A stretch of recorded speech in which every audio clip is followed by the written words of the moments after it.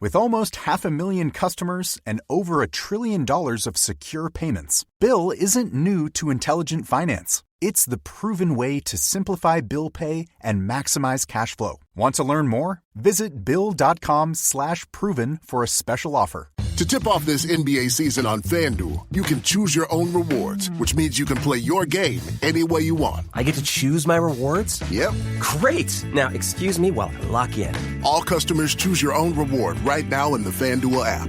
21 plus and present in select states. 18 plus in Kentucky. Opt-in required. Rewards are non-withdrawable. Restrictions apply, including bonus and token expiration, leg requirement, and max wager amount. See full terms at FanDuel.com/sportsbook. Gambling problem? Call 1-800-GAMBLER.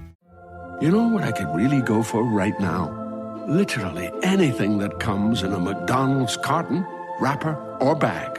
Or a McDonald's cup. Yes, any of those items should do it. We've got your cravings covered. Now stop in for the flaky Filet-O-Fish, the crispy snack wrap, or large fries for just $2.99.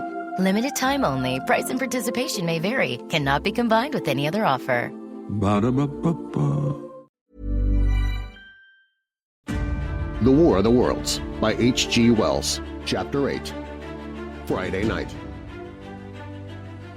The most extraordinary thing, to my mind, of all the strange and wonderful things that happened upon that Friday was the dovetailing of the commonplace habits of our social order with the first beginnings of the series of events that was to topple that social order headlong.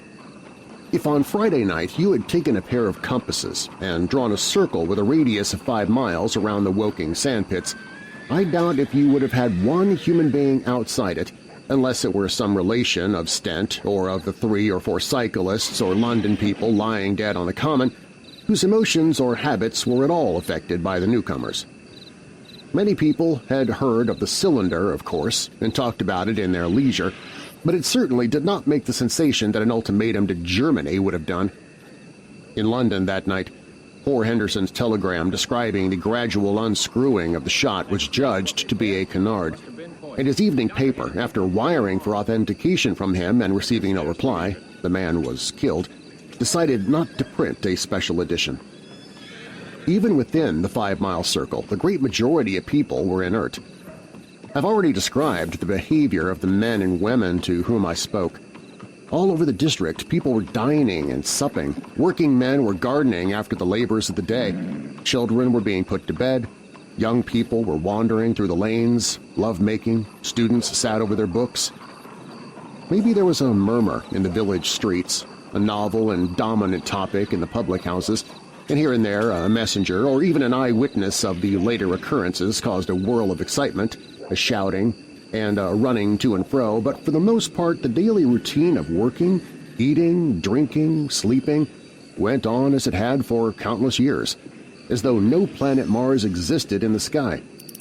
Even in Woking Station and Horsell and Chobham, that was the case. In Woking Junction, until a late hour, trains were stopping and going on. Others were shunting on the sidings. Passengers were alighting and waiting, and everything was proceeding in the most ordinary way. A boy from the town, trenching on Smith's Monopoly, was selling papers with the afternoon's news. The ringing impact of trucks, the sharp whistle of the engines from the junction, mingled with their shouts of "Men from Mars!" Excited men came into the station about 9 o'clock with incredible tidings and caused no more disturbance than drunkards might have done.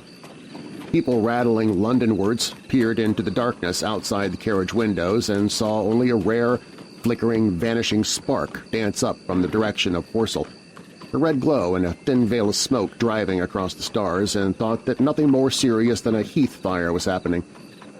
It was only around the edge of the common that any disturbance was perceptible.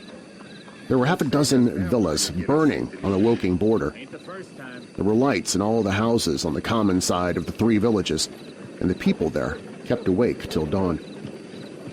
A curious crowd lingered restlessly, people coming and going, but the crowd remaining both on the Chobham and Horsell bridges. 1 or 2 adventurous souls, it was afterwards found, went into the darkness and crawled quite near the Martians. But they never returned, for now and again a light ray, like the beam of a warship's searchlight, swept the common, and the heat ray was ready to follow. Save for such, that big area of common was silent and desolate, and the charred bodies lay about it all night under the stars, and all the next day. The noise of hammering from the pit was heard by many people. So you have the state of things on Friday night. In the center, sticking into the skin of our old planet Earth like a poisoned dart, was this cylinder. But the poison was scarcely working yet.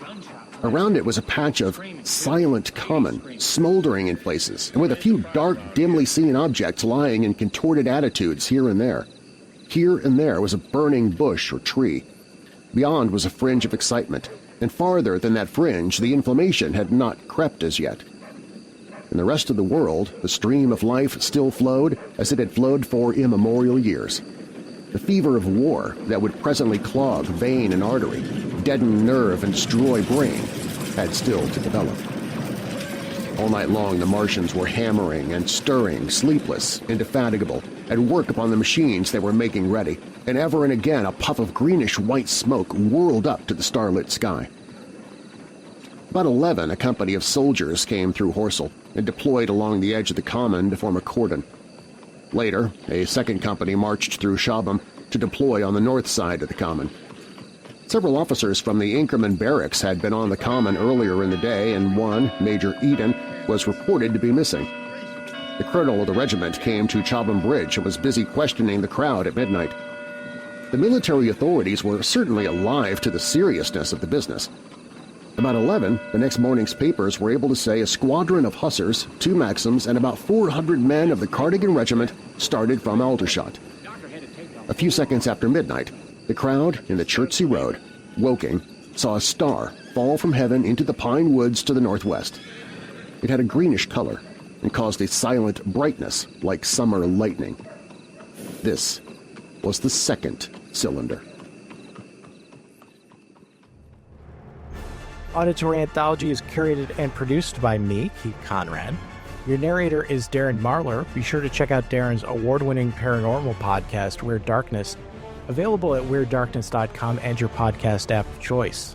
This episode is part of our Serial Sunday series, and we're sharing The War of the Worlds by H.G. Wells.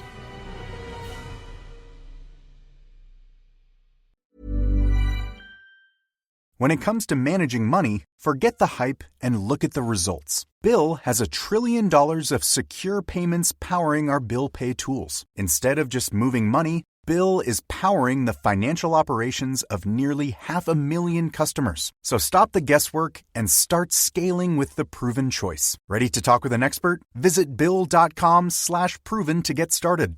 And grab a $250 gift card as a thank you. Terms and conditions apply. See offer page for details. To tip off this NBA season on FanDuel, you can choose your own rewards, which means you can play your game any way you want. I get to choose my rewards? Yep. Great! Now, excuse me while I lock in. All customers choose your own reward right now in the FanDuel app. 21 plus and present in select states. 18 plus in Kentucky. Opt-in required. Rewards are non-withdrawable. Restrictions apply, including bonus and token expiration, leg requirement, and max wager amount. See full terms at FanDuel.com/sportsbook. Gambling problem? Call 1-800-GAMBLER.